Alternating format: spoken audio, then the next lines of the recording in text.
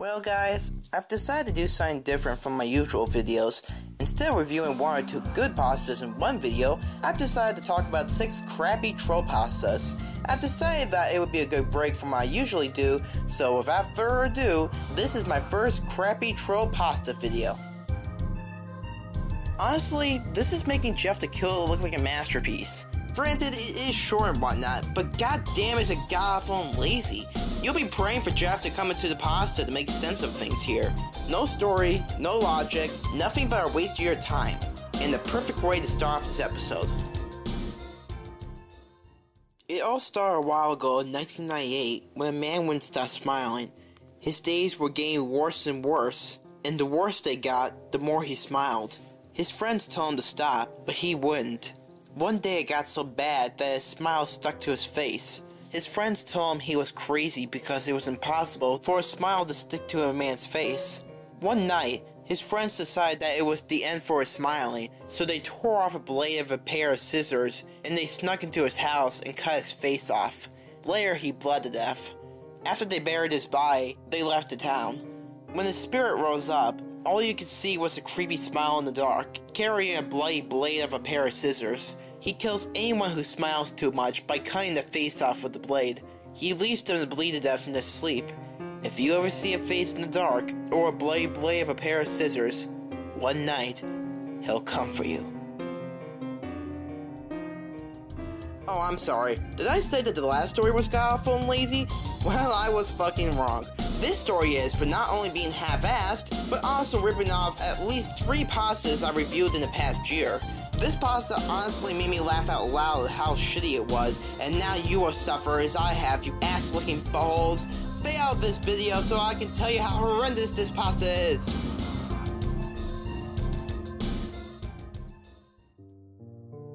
I just want to start off by saying, if you want to know what happened to me at the end, prepare to be disappointed. You don't want to know. I served as a Team Plasma Grunt for a month in 2011. It was difficult but rewarding when we were assigned to work on the set of Pokemon Best Wishes Until. You know how the Pokemon Company has a weird way of counting Pokemon Best Wishes episodes? They refused to count a couple of them, making the amount of episodes inconsistent. The reason for this is a lost episode from Season 5. Finding details about this missing episode is difficult. No one who was working on the show at the time likes to talk about it. From what has been pieced together, the lost episode was written entirely by our king and his fiancée, Summer Penelope. During production of the first season, Anne and Summer started to act strangely. They were very quiet, seemed nervous, and sweaty. Mentioning this to anyone who was present resulted in them getting very angry, and forbidding you to ever mention it to Anne or Summer.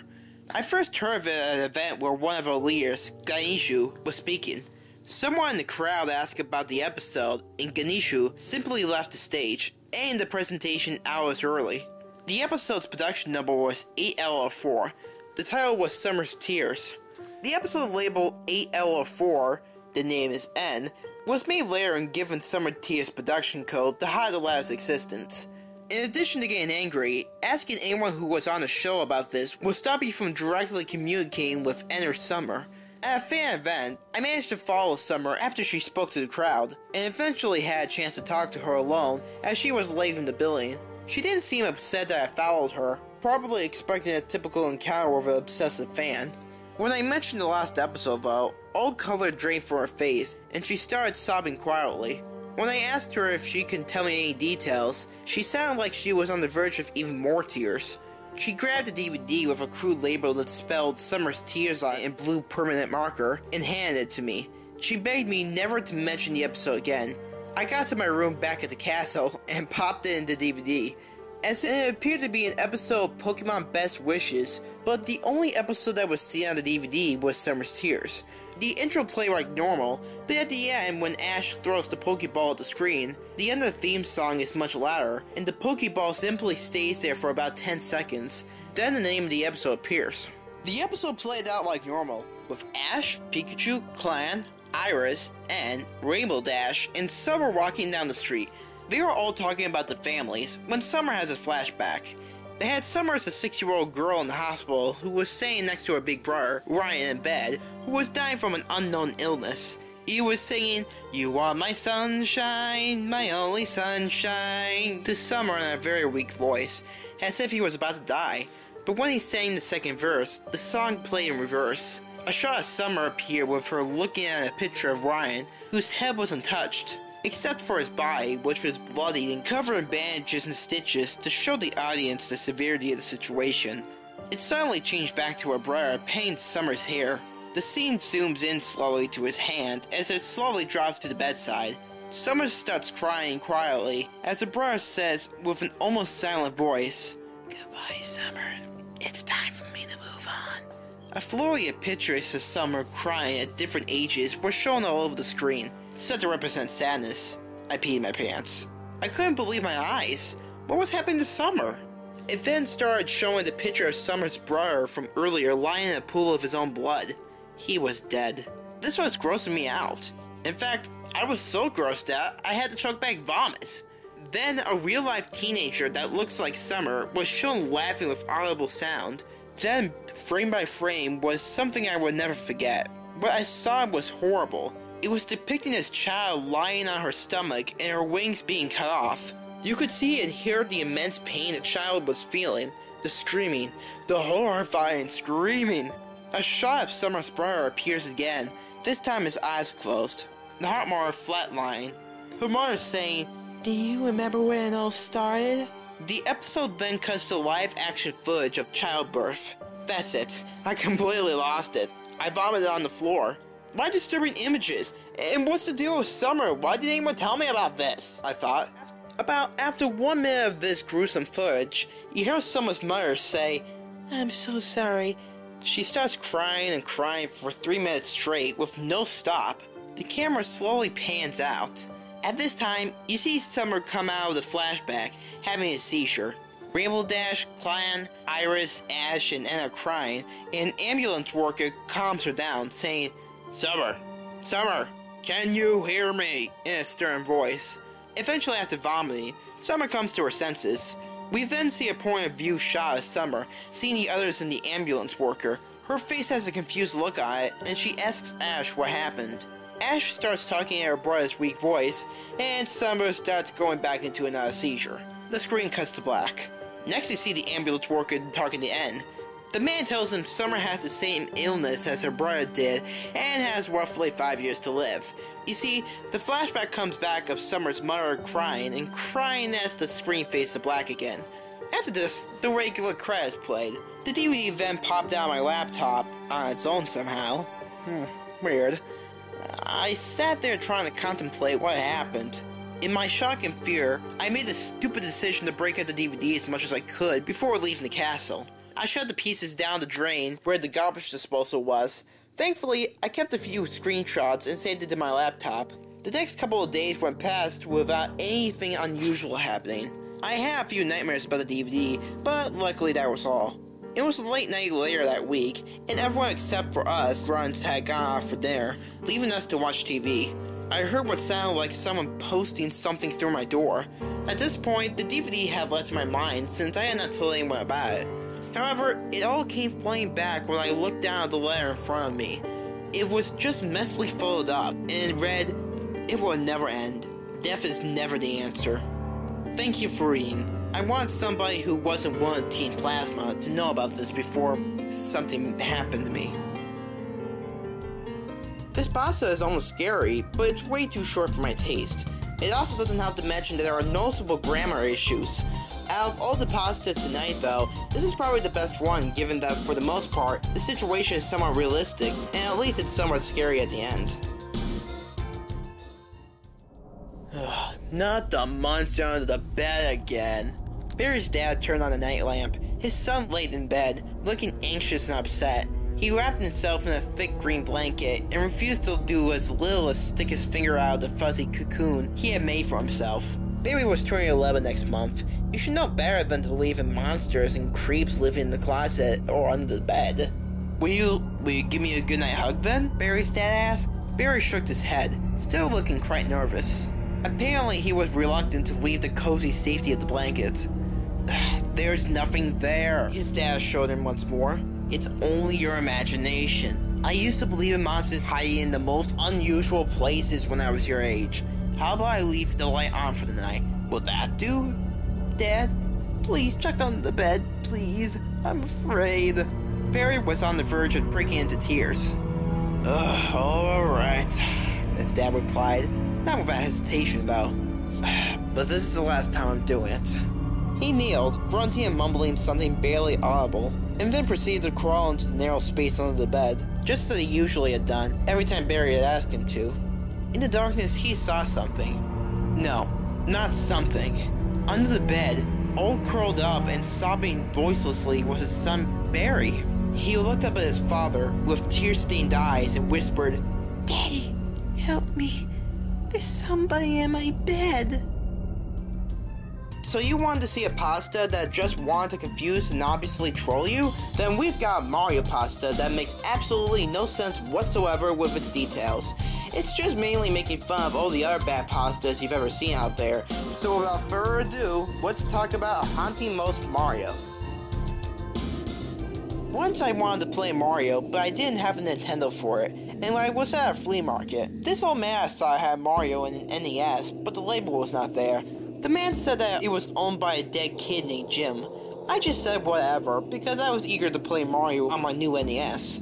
I plugged it in, and everything seemed normal. I played World 1-1 and did it. Then I tried the old warp pipe trick, and when I got to the pipes, instead of the usual text that said, "Welcome to Warp Zone," it said, "Welcome to Scary Hell Place!" And I thought that was weird. I said whatever, and used the farthest pipe. The intro screen showed the words, "Death World 666. The graphics seemed off, and it sounded like screams happened from the game. It was super scary, but I wasn't scared and kept playing. After a while, I had a place that was impossible to pass because of spikes, so I had to die. I kept trying until my lives were at 0. I thought it was game over, but Mario came back, and this time, it looked like his face was bloody. As I started playing the level, it turned to a hidden cloud level, and it looked like Mario had angel wings. A spooky digital voice came out of the Nintendo that sounded like it said, "No." As I was about to grab a mushroom, the screen went black. I reset the NES, and the game came up. This time the title screen was different, and Mario's face was bloody. It scared me so much, I reset it again. As it came on, the digital voice said, "You can't run from the funk." The screen was hyper-realistic, and it showed Mario again, only this time his face was me, and my family's faces, and we were skeleton. It was so realistic. I couldn't believe it. I was so compelled to try the game again. This time I started. As the first Goomba walked towards Mario, Mario turned towards the screen and started screaming, "No mas! No mas!" It sounded like high-quality CD audio, also blast processing. I screamed and turned off the game. I put it away. Later that week, I noticed my family acting distantly. I decided to research Mario games, and I found out that Mario was in a secret game that was only released in 2 arcades on Friday the 13th on June 6, 1997. It seemed weird, so I started playing video games again. I decided to put in the Mario game again. I loaded it up, and I saw my save file. I clicked it, and Mario said, "Why are you, stop playing my game?" I didn't take his warning, and I played it anyway. I got up to Bowser, and I won. But when I got to Peach, there was Toad there instead, and he said Peach is dead. Then a ghost face came up, and it was a lady's face, and Princess Peach is a lady. I reset the game for the last time. I opened up my save, and it changed from my name. It said, "Jim died, bro." Ah! Then my mom walked in, and she screamed. I was dead the whole time, and guess what? My name was Jim! So anyway, I don't know if any of you guys have experienced anything like that. It might have just been a bad dream, and anyway, my mom sold the cartridge at a yard sale, so I don't have any more. But you should believe it because it's true! Now with this pasta, it's painfully obvious it's referring to mentions of satanic rituals. I feel a bit split on this pasta, given that it does build up pretty well, but then it jumps to using the Satan ritual card, and by the end, I'm just left there wondering if it was good or not. Well, for the most part, it's not too bad, and even with the event in the story, it still refers to the format that the show has used all these years, so overall I would say that's not too bad, but not something I would recommend. Does anyone remember that show Cops? It's a show about a bunch of police officers who were stopping various crimes around parts of the United States. It was a pretty great show, I thought. I think you probably know due to my introduction that, like many other shows, there was an episode of Cops that only aired once before being pulled from syndication. I got word from TNN that used to broadcast reruns of the show that it was pulled because the producers felt it didn't fit in with the rest of the show's theme and tone. The show featured the normal intro. For all intents and purposes, it seemed like a normal episode of Cops. Two officers whose names aren't given are shown riding in a standard police vehicle. It's also strange that the location isn't given. Depending on the season of Cops you watch, you would see details regarding who the police are, where they are, and what perpetrators are up to. This episode just starts with a shady cam fixed to the front windshield. The cops are shown driving down a highway late at night. Evidently, they get a call and will respond to claims of vandalism on a particular turn on the highway. You hear the cops making a bit of small talk, but none of them seem to see anything. One of them says something along the lines of, "Who about to vandalize this road? I mean, about 5 people drive down here a day." After about 60 seconds of driving, you simply hear, "Oh," and the explosive sound as the police get out of the vehicle. The video cuts to the cameraman getting out to follow the two officers, but he's slow, then hides behind the car without capturing much of the footage. You see a strange bird-looking thing with wings fly just averse to the camera, and then loop up high into the air. "What the hell was that?" one of the policemen yells. One of them remarks that they see something red floating just 2 feet above the speed limit sign. The officers get back into the car without talking. You can hear one of them is struggling to start the vehicle, and they immediately barrel around the car, swerving to avoid a tire that was found laying in the road. "Did it go that way?" One of them says. "Yeah, "Wait!" and the officer's name is sad, though it is muffled. Sound like Jack or Jake or something. The cameraman pans to show that the road sign is marked. A large old-cut symbol is sprayed on the front of the green road sign. The red paint appears fresh, and some of it is shown dripping. It looks like a large hexagon with 6 strange characters. One of the officers gets on his phone and demands to know who fielded his call, but there is no answer. The cops are shown inspecting the perimeter. One of them seems visibly nervous, but trying to control the situation. He shines a flashlight on the post surrounding the sign. We get a lot of vandalism from teens." He stops abruptly as he touches the fresh red liquid on the sign. He seems really nervous now. "That's not paint." There's a long pause as the cameraman retreats towards the vehicle. "Take a look at this." One of them says. He signals for the other officer to come over, and they seem to be inspecting something. It's hard to see what's going on because the cameraman has the camera pointed at the floor. It appears near the cop car that something ripped at the pavement or burned it. A slow, loud hiss is heard. It sounds somewhat like a rattlesnake. The two cops look out in the distance. "What's that?" One of them keeps repeating. At this point, the video has been running for about 7 minutes, and there is a pause for a commercial break, but the scene cuts right back to them inspecting the grass without a pause. "Something's happened over here." One of them says. "Look, it's a trail. It leads." The cops double back, and one of them runs behind the car and draws his gun. The camera cuts to a goat whose throat has been slit and allowed to bleed out. The large trail of blood leads into the pavement and stops a few feet from the sign. The visuals are so dark you can see the light reflecting into the goat's eyes, but it's clear what's on the camera here. One of them radios in. "We have a 1095. We're livestock. Unknown suspect." He's abruptly cut off as the hissing grows louder and thicker. You hear the cops start to yell and the cameraman darts into the vehicle. The police jump behind the car and draw their guns. It's impossible to tell what's going on at this point as the camera is pointing at the floor.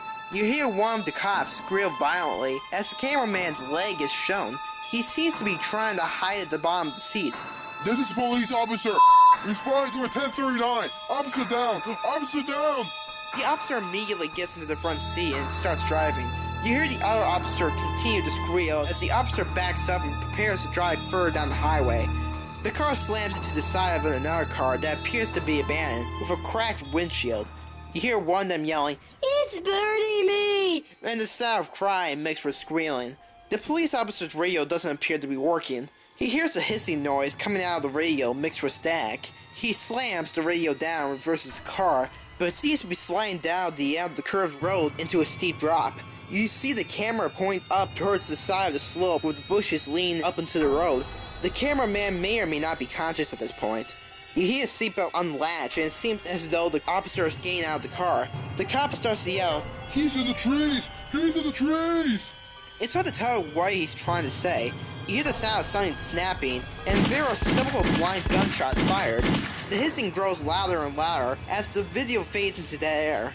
The mumbled words, "I see him," are cut off by the loud hissing and the sight of a pale red light emulating against the trees. The screen starts to sort of fade out now, though at 1/3 opacity, until you see and hear nothing but static and hissing.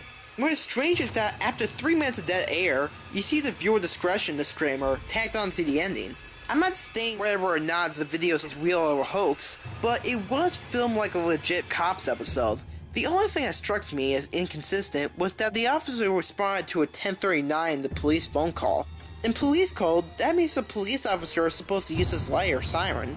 It is possible that the police officer misspoke, but it's certainly also possible that he didn't.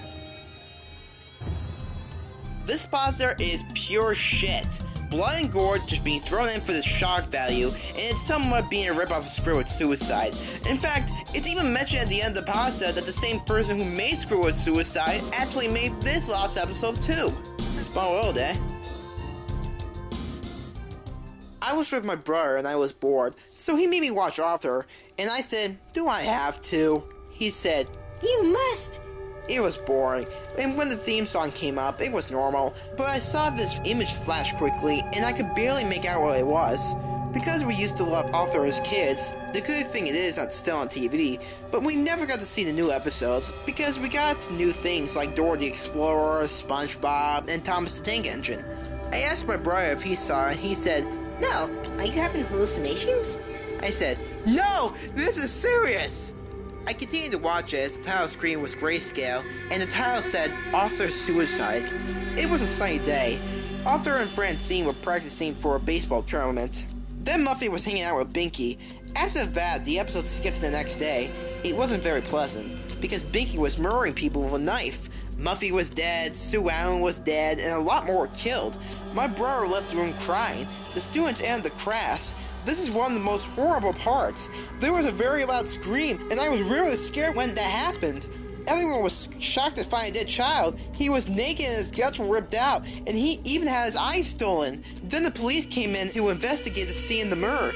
After that, the episode skipped to Arthur playing in his baseball tournament. The scene was weird as everyone had bleeding eyes. Arthur was banging when the bowler threw the ball straight at him. He got 3 strikes and he got striked out. It skipped to the end of the match where he tried to catch the ball. The batter scored a home run and the score is 18-0. The Elwood City team blamed everything on Arthur. When Arthur got home, the scene was a flashback of all that happened. Then he heard voices saying, "Do it, Arthur. It was your fault. Kill yourself." The final frame was Arthur lying on his bed, dead with blood dripping out of his heart. Then I turned off the TV. I turned the TV back on. There was a message saying, "This is your future." After that, I got really scared and contacted PBS to warn them about the episode. They said, "How could this be possible? I don't know who made this episode, but it definitely wasn't us." A few weeks later, they replied, "We still haven't found the maker of this episode, but we were sure it was the same maker as Screwwood Suicide."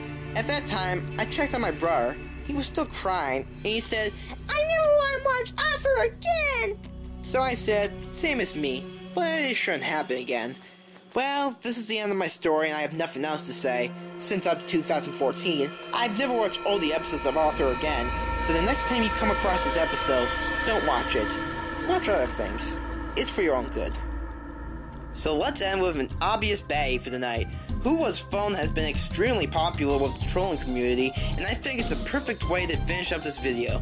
Yeah, it's showing got awful with the grammar, but that's what a Trollpasta is supposed to do. So you're with your honey, and you're making out when the phone rings. You answer it, and the voice is, "What are you doing, my daughter?" You then tell your girl, and she says, My dad is dead. "Then who was phone?"